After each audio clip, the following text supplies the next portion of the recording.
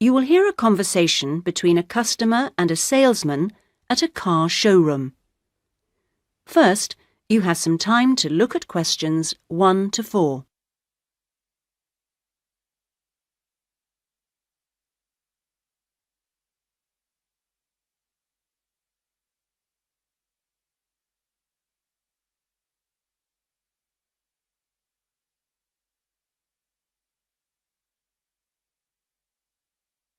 You will see that there is an example which has been done for you. On this occasion only, the conversation relating to this will be played first. Good morning. Please take a seat. How can I help you? Well, I'm thinking of buying a new car and I'd like some advice. Sure, yes. Had you got any particular make in mind? I'm interested in a Leader. I've had one before and liked it, but I haven't really made up my mind. The customer states that she is interested in a Leader, so Leader has been written in the space. Now we shall begin. You should answer the questions as you listen, because you will not hear the recording a second time. Listen carefully and answer questions 1 to 4. Good morning. Please take a seat. How can I help you? Well, I'm thinking of buying a new car and I'd like some advice. Sure, yes. Had you got any particular make in mind? I'm interested in a Leader. I've had one before and liked it, but I haven't really made up my mind. Sure. We've got various models. Right. What about size? Any ideas? The one I've got at the moment's a 1.2 litre engine, but I find it a bit slow on long journeys. I'd like a bit more power this time. A 1.4 should do. I don't think I need a 1.6 or anything. Right. Well, I think the model you're looking at is the Max. Here's a picture. Oh, yes. Have you got one in? Yes, I'll take you to have a look at it in a minute. I'll just get a few more details. Is there anything else to do with the engine? What kind of gear change do you want?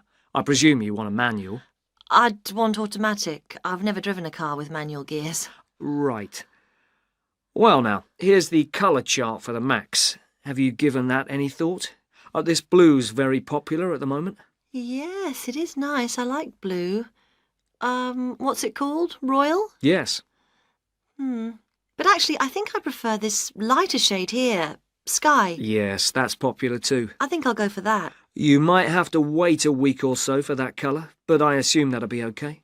Oh, yes, fine. Well, we can go outside and you can have a good look at one and perhaps take it out. But first, can I just ask you about finance? The cash price is going to be somewhere in the region of $7,500. How would you like to pay? Are you in a position to pay cash or would you need credit? I'd like credit, provided the terms are reasonable. Well, you can discuss that with my colleague in a moment. We have various arrangements. Would you be interested in us taking your present car as part exchange? Yes. OK, fine. So I'll just need some details from you and then we can do a valuation. Is that OK? Fine, yes. Before you hear the rest of the conversation, you have some time to look at questions 5 to 10.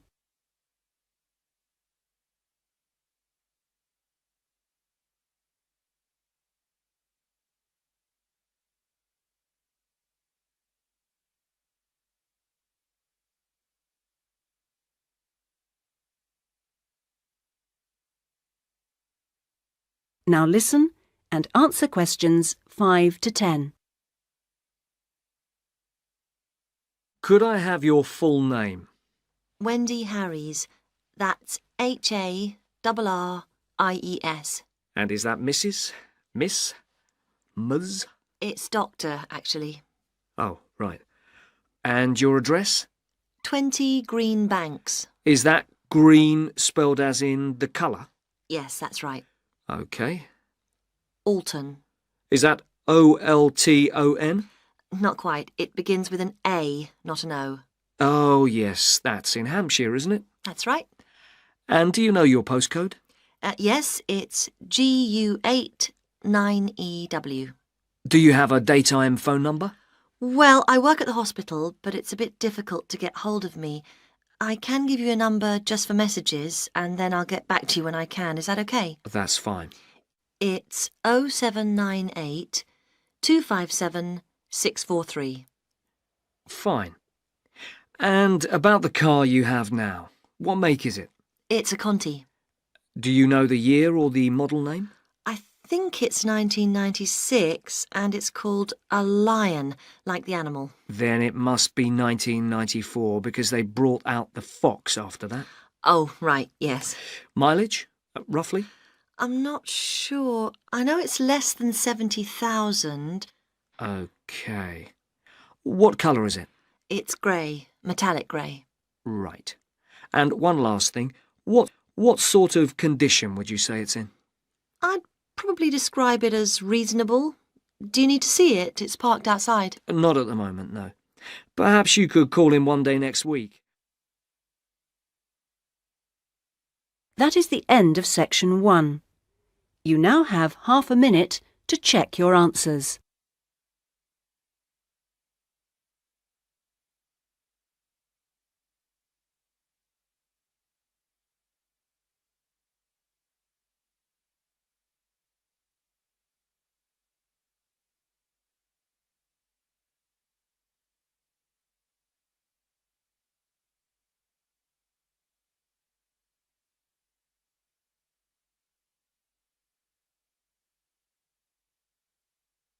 Now turn to section 2.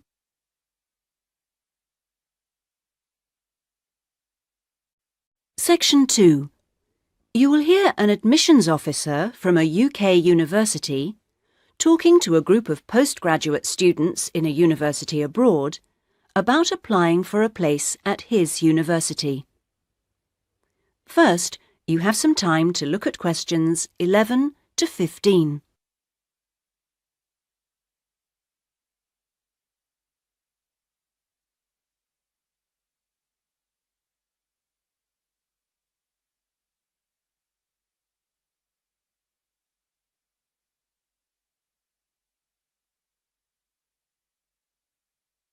Now listen carefully and answer questions 11 to 15. As I said earlier, there is, I think, at Rexford an excellent combination of physical and geographical advantages, as well as having a rural setting and still being close to central London. Something that will certainly be of interest to you is that Rexford is just 35 minutes from London Airport. At Rexford, we have a strong research capability. We came 7th out of 101 universities in last year's research assessment, carried out by a government body, and did particularly well in your particular subjects, engineering and science. Actually, we got a top research grade of 5 for engineering, geography and computer sciences. One further point, and I know from talking to you individually that a number of you may be looking for some experience in industry after the course, is that all our science and engineering research departments have unusually close relationships with industry in the area. Anyway, that's enough sales talk from me. I'll just take a sip of this coffee that's just you, and then I'll say something about what actually happens when you apply. Right. Now, if you do decide to make an application, what you do is send it directly to me in my department. I will then immediately send confirmation and the application process begins. And I'd like to say at this point that you shouldn't worry if this process doesn't work all that quickly. I mean, occasionally there are postal problems, but most often the hold-up is caused by references. The people you give as referees, shall we say, take their time to reply. Anyway, it's absolutely normal for this process to take 3 to 4 months. What I do in this period is keep in touch with you and reassure you that things are moving along. One of the ways we've devised to help you decide about applying, as well as later when you've been accepted, hopefully, is to put you in contact with, if possible, a student from your own country who is at present studying with us. What you can do is phone them up, we will of course liaise between you, and discuss your concerns with them. That way you can get an objective opinion of what you can expect if you come to live and study at Rexford. Not only the academic atmosphere, but important details like what the leisure facilities are like, and whether the English weather and food are really as awful as everybody says. No. If you decide you can face it, the contact can also help you just before you leave with tips on what to pack and that sort of thing. At the moment, I think we've got 2 second-year students and 1 postgraduate from this country. Before you hear the rest of the talk, you have some time to look at questions 16 to 20.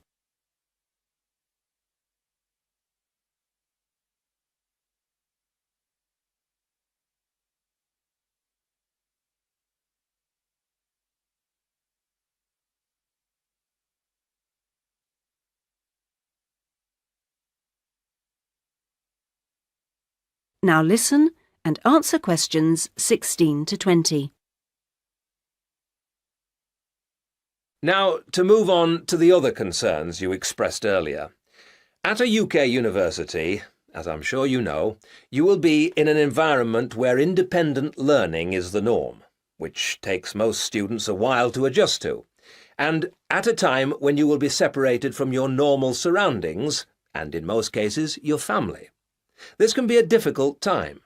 But remember that something like 25% of our student body are international students like yourselves, and that there are several organisations in the university and city whose main purpose is to offer help and ensure that your time with us is enjoyable and useful. 1 or 2 of you touched on the subject of accommodation earlier, so I'll just add a few points. It is the university's policy to give priority in the allocation of residence places to 3 categories, and those are visiting students, exchange students, and new postgraduate students. However, demand exceeds supply, so there is still a need to put your name down early for campus accommodation, particularly if your family is accompanying you. This means that the earlier you decide whether you want to study with us, and so get the procedure moving, the better it will be for everybody. Yes. What if you would prefer to live outside the university? If you're planning to live off campus, you've got to sort things out even earlier. As with everything in short supply, the accommodation gets snapped up months before the beginning of term. In other words, if you're starting in October, you need to be thinking about it in June, or at the very latest July. So you do need to think very carefully about what you need, how much you can afford to pay well in advance. What you can't do is leave it until a few days before the start of term. The agencies in town are pretty good, it's just a matter of contacting them in good time. Of course, we have a full-time accommodation officer available to help all students. She'll get in touch with you when you're accepted. She's got plenty of contacts in the town and will deal with the agencies on your behalf. 1 or 2 of you asked me earlier about your level of spoken English. Obviously, most of you have already achieved a lot. I wish I could speak your language half as well. Having said that, though, I'm afraid the lecturers will make little or no allowance for the presence of non-native speakers in the audience. So anything you can do to improve your spoken English, even beyond the pretty high levels most of you have already reached, will help make your stay with us that bit more fun for you. Some extra practice before you arrive is worth more than, for example, private lessons afterwards when you won't really have time. Oh, and one last thing before I invite further questions. It's very important that you always... That is the end of section 2. You now have half a minute to check your answers.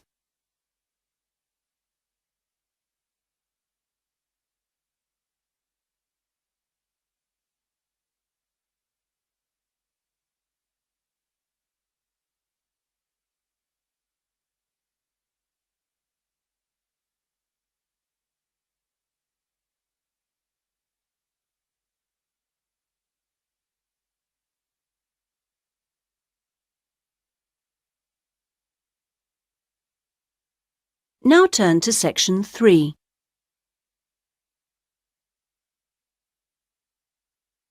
Section 3.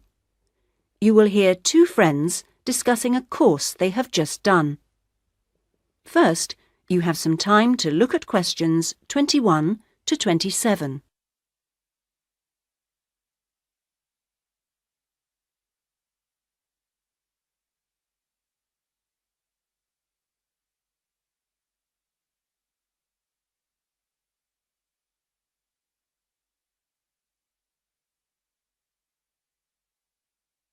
Now listen carefully and answer questions 21 to 27. Oh, Ben, I just remembered I never filled in that form for Nick. Ah. Did you do it? The course feedback form. Yes. If you want, we can do it together. I've got mine here. Is that okay? Yeah. Okay. Let's have a look then. What do we have to do? Let's fill in the top first. Let's see. Course code. It's communication in business. Okay. Communication in business. I do know that, but what's the code? CB16 something. CB162, isn't it? That's it. Okay. And dates. When did we start? I remember my birthday's on May 4th, and it was the day after. It must have been May 5th. Gosh, doesn't seem that long ago, does it? No. And we finish at the end of this week on Friday, so that's July 15th. 16th. Oh. Monday was the 12th. Yeah. Right, that was the easy bit. Now let's have a look.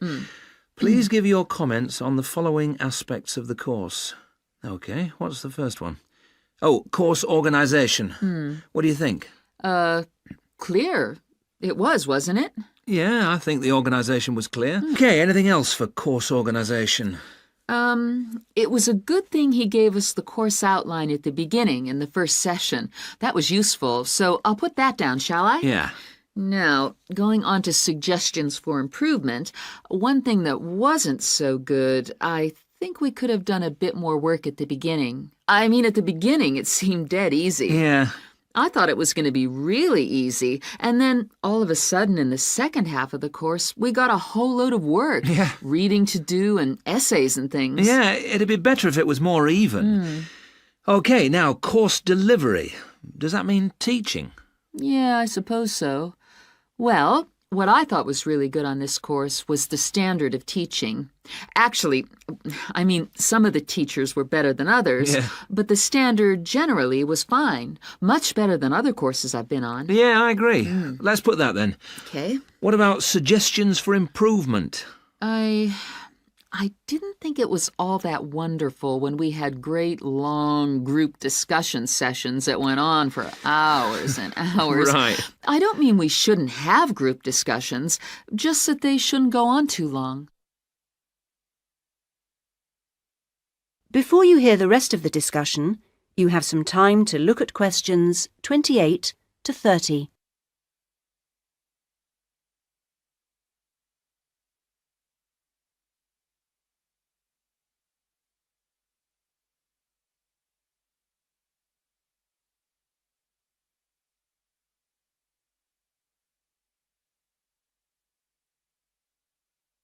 Now listen and answer questions 28 to 30.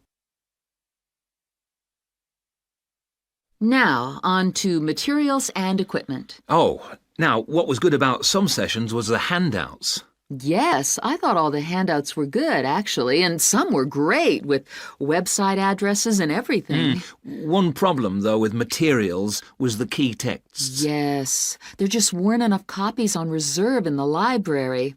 And if you can't get the key text before the session, how are you supposed to do the reading? Yeah. And not enough computers. You have to wait ages to get one. Okay, testing and evaluation. Well, I don't know. It's hard to say until we've got our written assignments back. Oh, don't talk about it. I only got mine in yesterday. It was a real struggle. Oh, I hate to think what mark I'll get. Yeah, but at least we've done the oral presentation. I thought that was good, the way I got my feedback really quickly. Yes, it was. And I liked the way we knew it would be evaluated on. We knew the criteria, so we knew we had to think about clarity, organization, and so on. Yeah, but I'm not so sure about the written work. One thing, I think, is that there's just too much. It's really stressful. Oh, yes, I'd agree. And I don't see why they can't let us know the criteria they use for marking. The written assignments, but he told us. No, for the final exams. What are they looking for? What are the criteria? What makes a pass or a fail? Yeah, I never thought of that. It'd be really useful. Okay, any other comments? I thought student support was excellent. Yeah, me too. Okay, excellent. Other comments? No, I can't think of anything else. Nor me. Okay, so that's done. Thanks, Ben. No, thank you. That is the end of section 3. You now have half a minute to check your answers.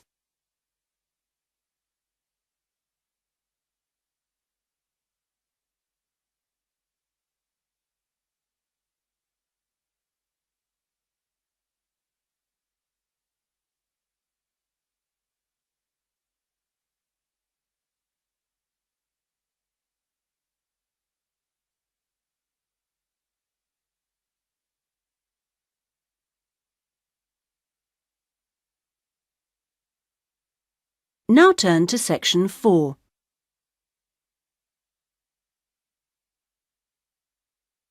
Section 4. You will hear a student giving a presentation about a project on household waste recycling. First, you have some time to look at questions 31 to 40.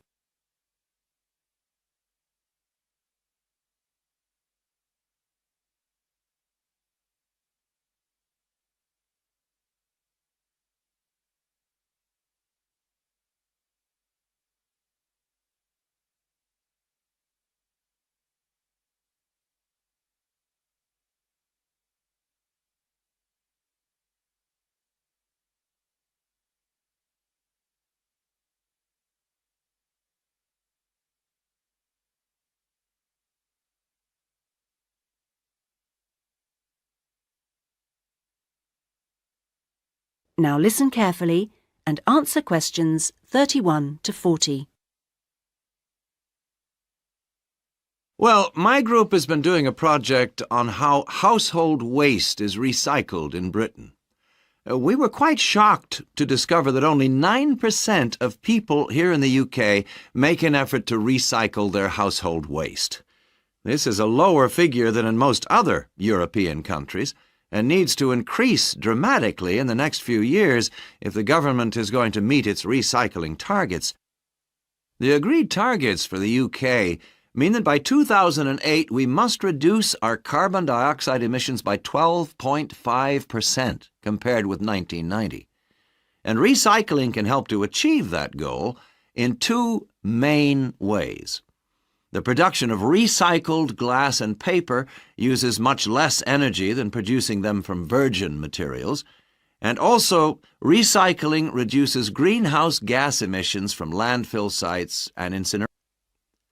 As part of our project, we carried out a survey of people in the street, and the thing that came up over and over again is that people don't think it's easy enough to recycle their waste. One problem is that there aren't enough drop-off sites. That is, the places where the public are supposed to take their waste. We also discovered that waste that's collected from householders is taken to places called bring banks for sorting and baling into loads. One problem here is taking out everything that shouldn't have been placed in the recycling containers. People put all sorts of things into bottle banks, like plastic bags and even broken umbrellas. All this has to be removed by hand. Another difficulty is that toughened glass used for cooking doesn't fully melt at the temperature required for other glass, and so that also has to be picked out by hand.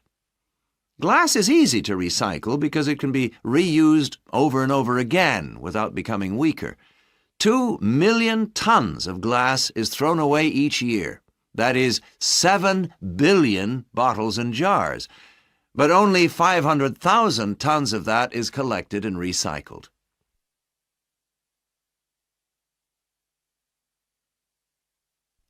Oddly enough, half the glass that's collected is green, and a lot of that is imported, so more green glass is recycled than the UK needs. As a result, new uses are being developed for recycled glass, particularly green glass. For example, in fiberglass manufacture and water filtration. A company called CLF Aggregates makes a product for roads, and 30% of the material is crushed glass. For recycling paper, Britain comes second in Europe with 40%, behind Germany's amazing 70%. When recycling started, there were quality problems, so it was difficult to use recycled paper in office printers, but these problems have now been solved. And Martins, based in South London, produces a range of office stationery which is 100% recycled, costs the same as normal paper, and is of equally high quality. But this high quality comes at a cost in terms of the waste produced during the process. Over a third of the waste paper that comes in can't be used in the recycled paper, leaving the question of what to do with it. One firm, PaperSave, currently sells this to farmers as a soil conditioner, though this practice will soon be banned because of transport costs and the smell, and the company is looking into the possibility of alternative uses. Plastic causes problems because there are so many different types of plastic in use today, and each one has to be dealt with differently. Packrite recycles all sorts of things, from bottles to car bumpers, and one of its most successful activities is recycling plastic bottles to make containers which are used all over the country to collect waste. The Save a Cup scheme was set up by the vending and plastics industries to recycle as many as possible of the 3.5 billion polystyrene cups used each year. At the moment, 500 million poly cups are collected, processed, and sold on to other businesses such as Waterford, which turns the cups into pencils, and Johnson & Jones, a Welsh-based firm, which has developed a wide variety of items, including business cards. Well, to sum up, there seems to be plenty of research going on into how to reuse materials. But the biggest problem is getting people to think about recycling instead of throwing things away. At least doing the research made us much more careful. That is the end of section 4. You now have half a minute to check your answers.